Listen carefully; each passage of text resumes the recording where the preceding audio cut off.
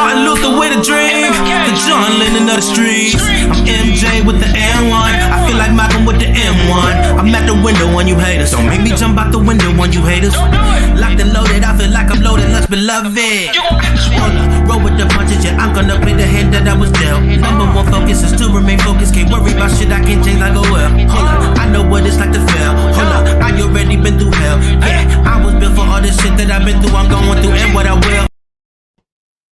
Hello, ladies and gentlemen, boys and girls, misery bots of all ages. Today I bring you another Mortal Kombat video. But first, if you enjoyed that intro music, definitely check out Adrian Rockstar SoundCloud in the description below. Let's get it. Now, I had a friend who hit me up and he actually gave me the idea for this particular video. In the message, he informed me that he's mad that they copy team assist from other games, but honestly, it's about time they put that in the game. And I had to inform him, like, assist actually was in previous Mortal Kombat games. They just never really made a big deal about it. They were never really that popular to begin with. But then it sparked the idea of this particular video. And yes, we've had basically cameo characters or assist characters in previous NetherRealm games. More so Injustice 2, where it really started and is the conception phase of the whole cameo assist-based fighting style for the NetherRealm Mortal Kombat 1 game. And then they kind of polished it and improved upon it in MK11 to the point to where now here we are with MK1, and it is the main and primary focus of the whole gameplay for MK1. But first, let's see what MK1 cameo fighting gameplay is like, and then I'll compare it to that of Injustice 2 and even Mortal Kombat 11. Now here you go, you have Raiden, you have Kenshi, he starts the combo, he does a little pose, Sonya comes out, as you can see he's not doing nothing, he does a little pose, Sonya comes out, throws out an attack, and then Kenshi is able to then continue the combo. Here we have Kano actually break the combo, so you're able to use your cameo characters as breakaways or whatnot. All of this is stuff that we see in both Injustice 2 with the and even MK11. So here we go. Then you have Raiden. He presses the attack, teleport, really fast teleportation, by the way. Then you have him do a combo, continues he uses Kano to continue the combo. Then right here he uses Kano to end the combo, all while crouching out of the way of the attack.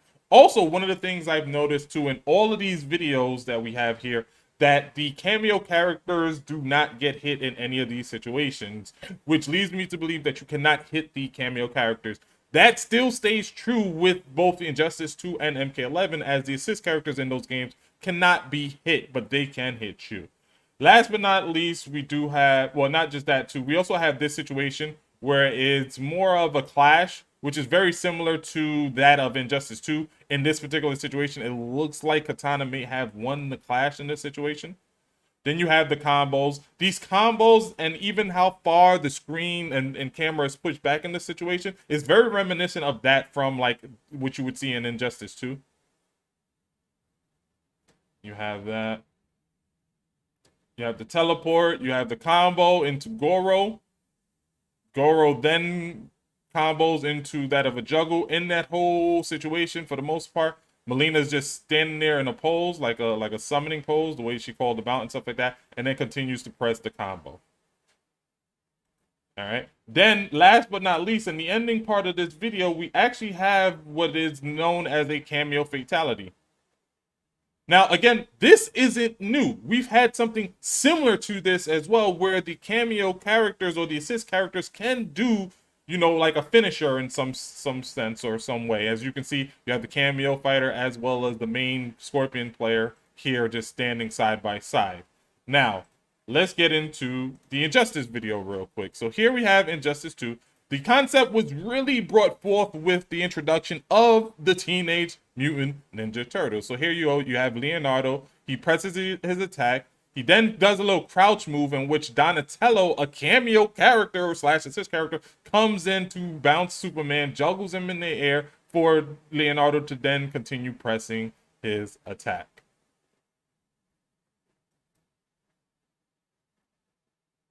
So here's another situation where you have Leonardo doing combos.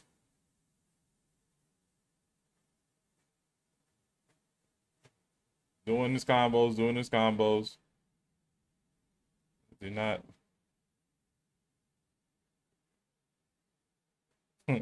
Playing some footsies with Superman real quick. But here you go. You have the clash right here, which is very reminiscent to what we've seen with both the Katana and the Melina player. And even the whole fighting style and the camera and everything is very more reminiscent to that of Injustice, as the Injustice was more combo based and clash based, and just crazy fanatic based compared to MK11, which was a lot more subdued. And then you have Superman winning the clash or whatnot. Okay, so that's basically a lot of what you've seen in the Mortal Kombat 1 trailer, where you see the assist character, you see Raiden, how he crouches down and Kano does the beam. You see Leonardo does that with Donatello. You've seen the clash system between like Katana and even Melina, the Katana Melina with the clash system and stuff like that. You have another situation right here too, where you have Raphael comes in and he throws a projectile similar to where Kano throws a projectile. In this scenario, like Leonardo was also able to duck as well. Then you have Michelangelo coming in with the slide and stuff like that. So, and this is just the actual gameplay of everything. This is like the actual gameplay. This seems to be a throw in which one of the turtles come, and yeah, so this is a throw, which you see this in the MK1 trailer as well, with when Melina calls in, does a command grab to Liu Kang, Fire God Liu Kang, and calls in Striker. And then you have the kick and stuff like that. So gameplay very reminiscent to that of Injustice 2, but that's not all. If you look at this Mortal Kombat trailer right here, this Mortal Kombat gameplay, you do have Katana going in, doing a combo, and then you have Shang Tsung coming in to kind of continue the combo and press the attack. Not only that, this person also calls Shang Tsung several times. As you can see here, Shang Tsung actually does a different attack. He does a flame tornado. Here he does the flame tornado again. This is a situation right here where Shang Tsung actually does a different attack. Comes in, throws out a fireball. Then you have Shang Tsung come in, he does a different attack. In this situation, he does a ground eruption where he summons fire from the ground. So right here, we have a situation where you have a Scorpion player who begins to combo Katana, and the Katana player actually uses Shang Tsung as a form of breaker. Now, it's not an actual breaker where it resets to neutral, but he does use Shang Tsung to get out of this combo. As you can see, the Scorpion player was comboing the Katana player. Shang Tsung was able to disrupt the combo and you know, stop the Katana player from being comboed up. Now, this obviously wouldn't work because it gives the other player a heavy advantage, whereas they used the cameo players characters as the breakers to basically reset the neutral, which I think is actually better. But if you notice here too, the cameo player cannot get hit. In this particular situation, Shang Tsung does not get hit by this kick. Katana gets hit, but Shang Tsung does not. In fact, Shang Tsung seems to be completely immune and continues to hit Scorpion out of the combo.